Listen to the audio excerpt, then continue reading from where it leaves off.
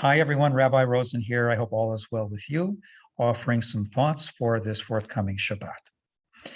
We read a passage that is somewhat unusual in the way in which it is worded.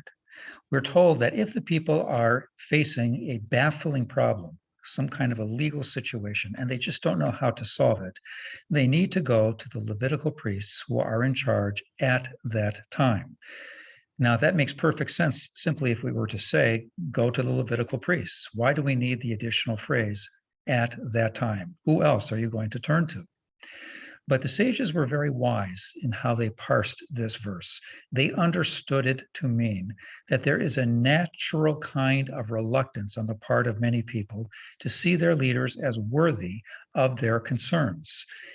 They see sometimes the good old days as being that which is primary in their own minds. If we only had judges and leaders like the past, we would be in far better shape. Too bad we don't have them.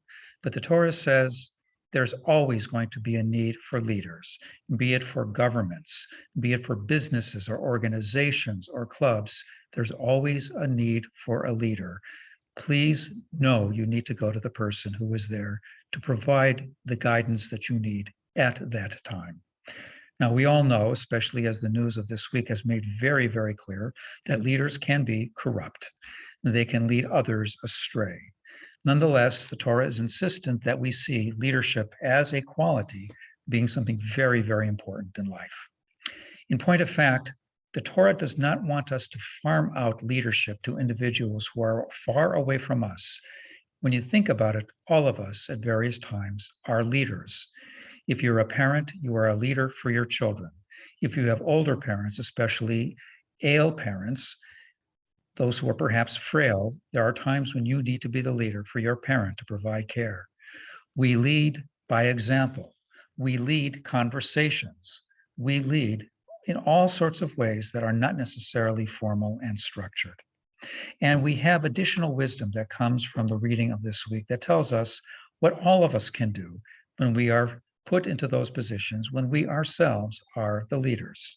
We are told, Ma navu al harim ragleham mevaser, how beautiful upon the mountain are the footsteps of the messenger. This is what Isaiah says in the Haftarah.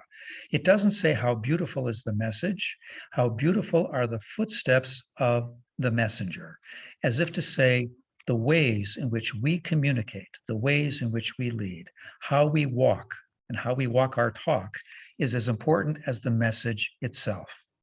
It's a crucial message for all of us to pause and to ponder because all of us are communicating all the time.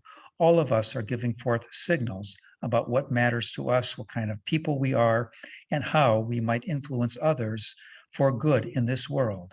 So it's a good thing to look at our footsteps when we're in the valleys, when we're on the mountaintops, walking in ways that will be pleasing and will communicate by example and by the graciousness and gracefulness of our steps, what really matters in this world.